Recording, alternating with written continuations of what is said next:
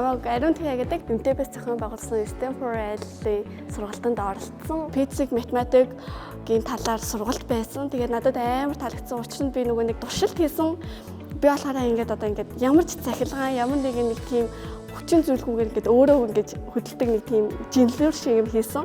Тэгээд физик хичээл дээр байнга тэгж туршилт хийдгүү. Байнга яг тиймэрхүү юм хийгээд байвал толгойд илүү буудаг юм шиг санагдсан. Ингээд илүү сайн ойлгодог, илүү ингээд самбар дээр юм бичээд ярих биш. Тэрнээс илүү ингээд ойлголт мэдлэг олон талаас харж авч чадсан юм шиг санагдсан. Тийм болохоор надад амар таалагдсан. Stanford-д бас баярлалаа гэж хэлье.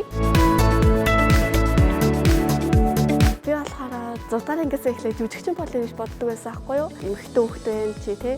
Чи эмч бол тий. Загвар өмсөгч, жүжигчин бол хамаатны хүмүүсээс жастыг сонсдог байсан. Тэгээд 8 9-р ангиас эхлээд шилжлэх ухааны хөтөлбөрүүдэд ингээд оролцож үзсэн. Тэгээд би ингээд шилжлэх ухаанд үнэхээр ямар гоё юм бэ? Вау!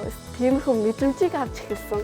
Тэгээд би ингээд ангаахын чиглэлээр явахаар суралцаж эхэлж байгаа. Залуучуудад илүү ингээд чиглэсэн одоо Stanford Юнис гэдэг айгүй олон хөтөлбөрүүд байгаа. Тэгээд нэгдсэн үндэсний байгууллага гэдэг эдгээр одоо бүгдээрээ ингээд залуучуудад илүү ингээд чиглэсэн. Тэгээд айгүй олон сургалт явагддаг. Ямар нэгэн хөтөлбөрүүдэд оролцоод шилжлэх ухааны сургалтуудад суугаад ингээд би шилжлэх ухаанд дуртай байна, шилжлэх ухаанаас сонирхолтой байна гэдгийг мэдээд ингээд ирээдүгөө илүү тод илүү гэрэлтэй харагдахад тусалсан энэ боломжуудыг өгж байгаа нь бас энэ хөтөлбөрийн ингээд давуу тал наа. Залуу үеийнхэнтэй гэвэл одоо илүү нээлттэй байгаарай, илүү манлайлагч байгаарай. Тэгээ яг өөрийнхөө хүснээр өөрийнхөө сонирхлын дагуу байгаарай.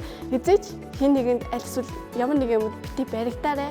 Учир нь чиний сонирхол чи өөрөө хүсвэл ингээд эцээ туслан зүтгэж чадвал чи тэгээ бүгдийг хийж чаднаа л гэж итгэж байна.